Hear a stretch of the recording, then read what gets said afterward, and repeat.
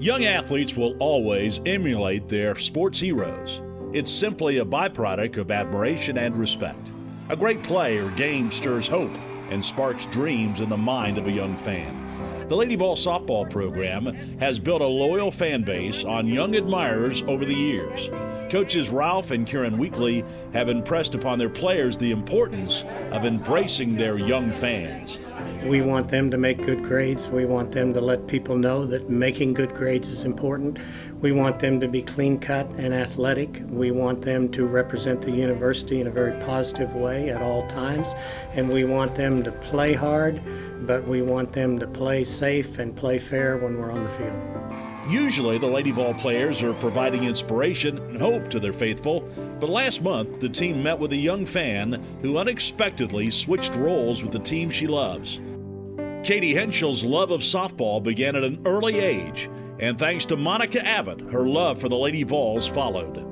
I started Little League when I was 5, and we had this little park in my neighborhood that I started pitching at, and then my dad started to take me to lessons. And then all of a sudden, we started to hear about this pitcher from Tennessee, and her motion was way different, and we didn't understand, so we watched, and then I just realized that she was the best. So I loved her, and eventually when I got older, I started to pitch like her, or try to, and it didn't go so well. I just loved Tennessee ever since. Monica's talent sparked a dream in Katie to play softball in college. She was an all-district outfielder in her hometown of Schoolcraft, Michigan.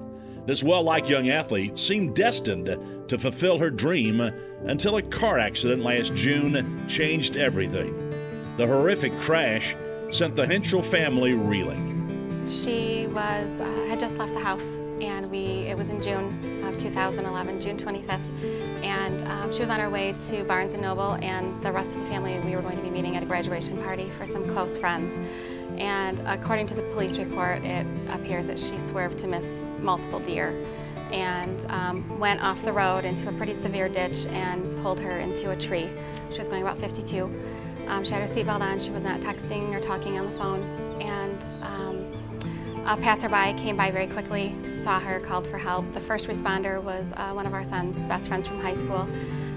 Air care was called in, and she was airlifted. She almost lost her left leg. She has a traumatic brain injury. The right side of her skull was removed for brain swelling, and she was in a coma for 18 days.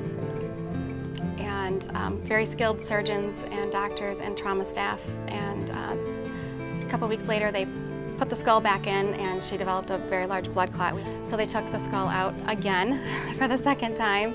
And after 18 days, she was transferred to a long-term facility, a rehabilitation hospital, about an hour and a half from our home, and she spent 80 days there, and she slowly woke up from the coma, began to talk a little bit, and had to learn how to do everything all over again. After the accident, dreams and priorities obviously changed.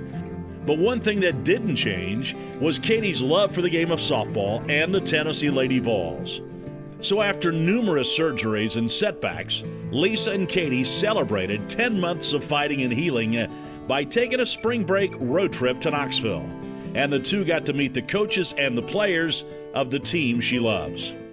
I received an email from Katie's mom about a month ago, briefly telling me Katie's story and how she was a huge Lady Vol softball fan and had been an outstanding athlete in high school, softball and basketball player, and had suffered this tragic car accident and was never going to be able to play sports again. And they were planning to come down here on spring break and attend a Lady Vol game, and just wanted to know if maybe she could, get some autographs, meet the team kind of thing. And I was touched by the email, and we, sent it along to our event staff and said, let's do whatever we can to make this a special day for her. They were standing out, when we were doing the bat circles, they were just standing there taking pictures, watching. And that's where a lot of the girls first saw her. Yeah, got a briefing on basically what her story was, just a small one, and then came into the hitting area, and she's just standing there with her mom, and she was smiling, and you could tell she was overwhelmed by excitement just of us being there. Getting to be here, I felt comfortable. I didn't feel awkward or anything. I just felt like nobody was looking at me like, oh, why is she in our dugout? they were just automatically so friendly. It was perfect. It was great. It was obviously a day Katie and her mom will never forget, but the greatest impact was felt by the Lady Vol team. I think it hit all of us just kind of like, wow, you know, and we take every day for granted being able to come out to the softball field. Sometimes we don't want to come out to the softball field, but just knowing and getting to meet her and just hear her story and hear how much she wished she could be out on the field. I know for me and a lot of my teammates, really put into perspective how blessed we are to be able to come out every day, rain or shine, good or bad mood, and be able to play the game. Physically, we're healthy enough to do that. And so to have Katie as an example of just taking every day for what it is was just awesome. She was like so excited. She was like, this is a dream come true. I'm so happy that you guys like planned this, and we're just happy to meet you, like to meet somebody that's so strong and to go through something like that and still be as positive as you are is amazing, because I don't know if I would handle it the same way. It was like, why am I complaining about what's going on with my life right now when Katie can't even play softball anymore? It just makes you like realize how important the game is to you and how quick it can disappear from your life.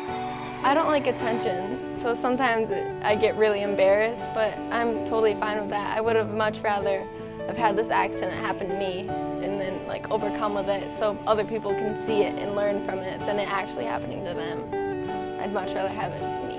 It motivates you to do what you love to do, you know, to work extra hard so that when you are out there playing, you're out there knowing that you've done everything you can. You've, you know, not left anything behind that someone else would have put in. Someone like Katie would have put in extra. That you're doing all you can to, you know, live up to what her dream would have been. And it's been a long journey, and we have a long road ahead of us, but everybody wonders how we're so strong and how we're able to get through this, and Katie is our prime example of strength and determination and perseverance, and by the grace of God, she's here with us, and we are grateful every single day. And as if playing with some extra inspiration, the Lady Vols beat Kentucky that day with a walk-off home run.